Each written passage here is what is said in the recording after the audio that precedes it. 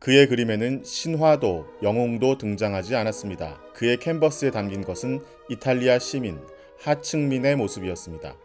주름진 얼굴, 더럽혀진 손, 짓눌린 옷자락 등 사실적인 디테일은 보는 사람에게 내 일상 속에 성인이나 영웅이 와 있는 듯한 몰입감을 주었고, 이러한 리얼리즘은 바로크 시대의 감각, 다시 말해 극적이면서도 감정이입이 가능한 표현을 구현하는 기폭제가 되었습니다. 르네상스의 끝, 극적인 명암과 사실적인 디테일, 그리고 극적인 순간의 포착과 구성, 카라바조는 그렇게 바로크 회화의 아버지가 되었습니다. 카라바조는 또 양성애자로 유명했습니다. 특히 젊은 모델들과의 관계가 논란이었죠. 당시 로마는 바로크 성적 타락의 중심지였고, 카라바조는 이 분위기를 너무나 잘 알고 있었습니다. 그는 섹스는 항상 팔린다 라는 사실을 알고 있었고, 젊은 남성 모델들을 자주 기용했습니다. 이들은 바쿠스나 과일 바구니를 든 소년 같은 작품에서 관능적이고 유혹적인 모습으로 그려졌죠.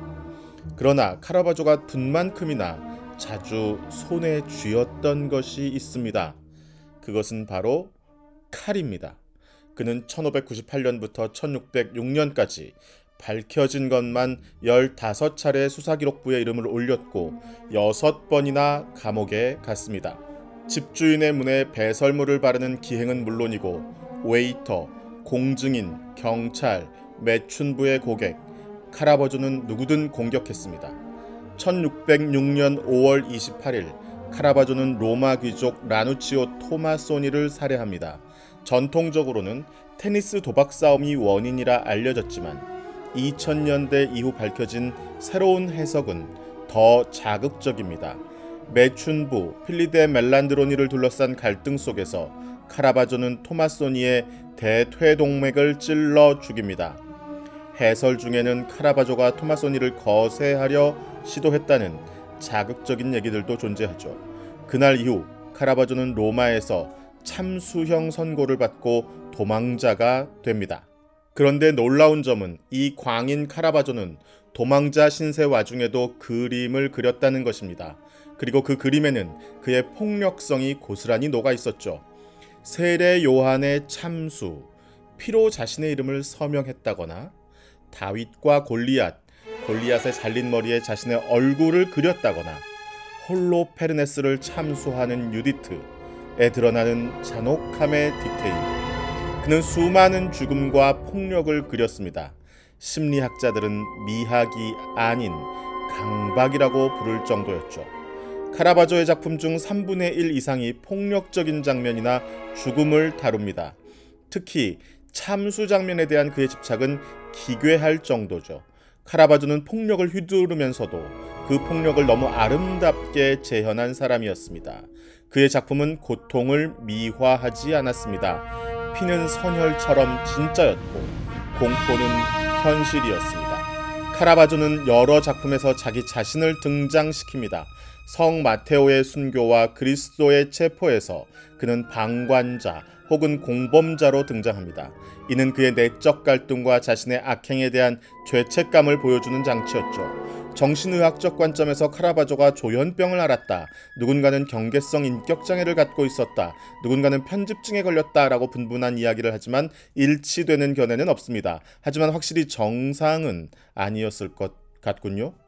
바로크 회화의 아버지이자 범죄자 그리고 살인자 카라바조는 1610년 7월 18일 포르토 에르콜레에서 의문의 죽음을 맞습니다. 그의 정신병만큼이나 그의 죽음에 대해서도 여러 가설이 있죠. 공식적으로는 말라리아나 열병으로 사망했다고 하지만 누군가는 그가 암살당했다고 말하고 누군가는 그가 사용했던 물감으로 인해 납 중독으로 사망했다고 말합니다. 폭력적이고 파괴적이고 논란이 많은 삶에도 불구하고 그의 예술적 혁신은 서양 미술사에 지대한 영향을 미쳤습니다. 그가 완성한 명암법, 극적인 빛과 어둠의 대비는 바로크 예술의 핵심이 되었고 현대 영화의 필름 누아르에까지 영향을 미쳤습니다.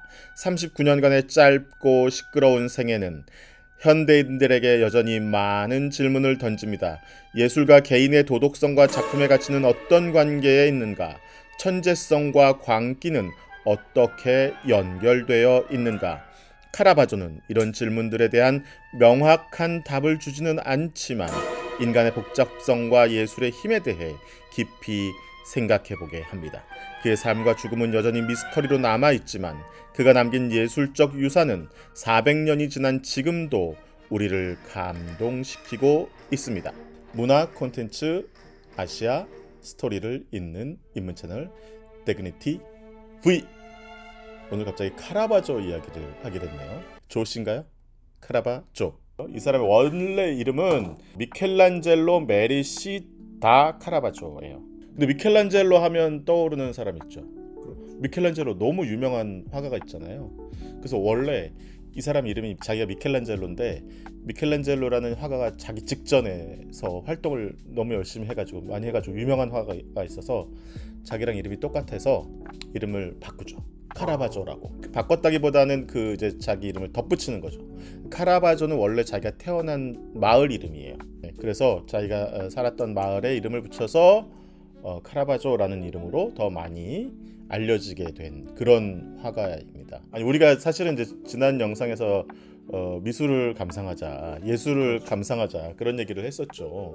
그래서 사실은 이렇게 예술가들 한 명 한 명을 찾아다니는 그런 컨셉도 저는 나쁘지 않다고 생각합니다. 그런데 이 카라바조의 작품전이 사실은 작년에 우리나라에서 열렸었어요. 굉장히 많은 인기를 끌었다고 해요. 그래서 카라바조의 가장 미술적인 회화적인 측면에서 가장 큰 특징은 뭐죠? 명암법, 이제 기술적인 문제고 미학적인 측면에서 그렇고 잔인한 장면, 폭력적인 장면을 막 끌고 들어오는 거죠. 그래서 이 카라바조가 서양 미술사에서의 시대를 구분하죠.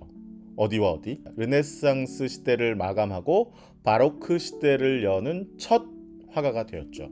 르네상스 시대의 미술과 바로크 시대의 미술 가장 큰 차이점은 뭘까요?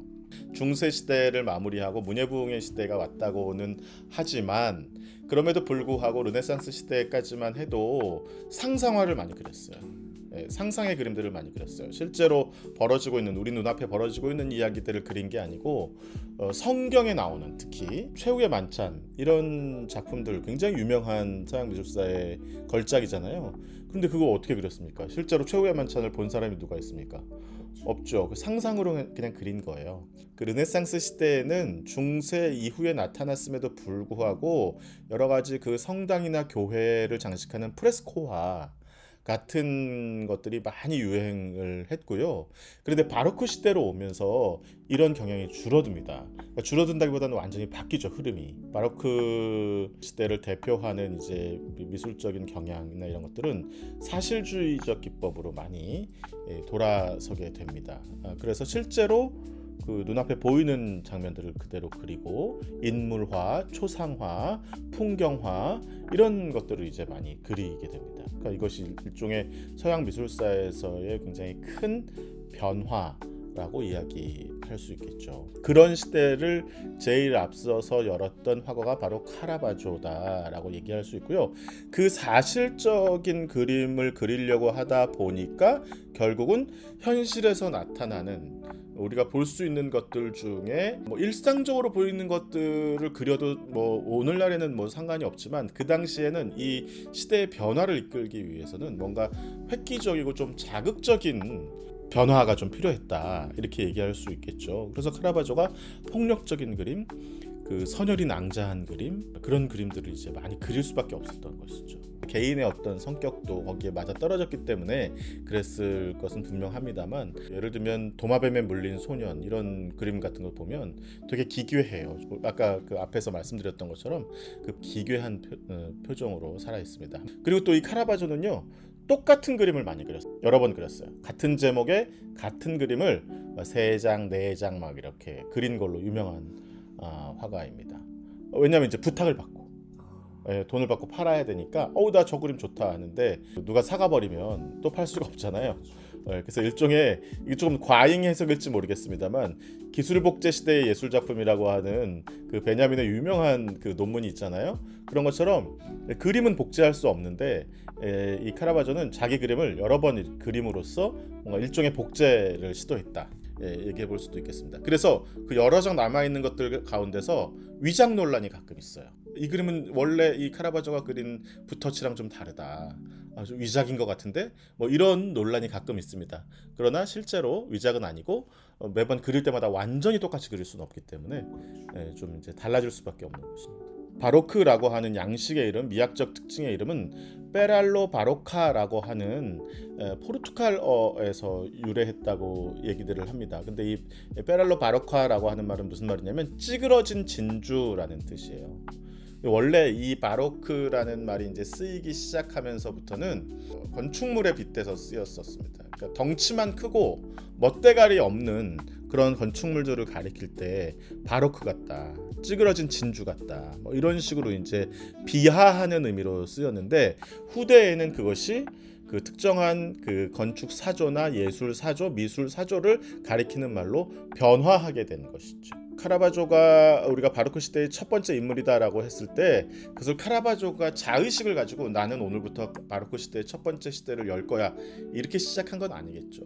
다른 사람들의 이제 평가와 후대의 평가와 역사를 기술하기 위해서 이제 공부를 하다 보니 자연스럽게 이 사람을 이제 바로크의 시작이라고 많은 사람들이 이제 공론의 결과를 거쳐서 인정하게 되는 것이죠. 그래서 정해져 있는 것은 아니죠, 어떤 흐름이나 이런 것들을. 그런데 기존의 것과 달라야 한다라고 하는 자의식은 분명히 있었을 거예요. 나는 미켈란젤로이지만 나 이전에 그 유명했던 미켈란젤로와는 달라야 한다 라고 하는 어떤 자의식, 그것은 분명히 카라바조에게 있었을 것이라고 저는 생각합니다. 그렇기 때문에 내 그림은 기존의 미켈란젤로가 그렸던 그림과는 달라야 돼 라고 하는 생각으로 이런 그림들을 그리지 않았을까 하는 생각이 듭니다. 문화, 콘텐츠, 스토리, 아시아를 잇는 입문 채널 대근이 TV.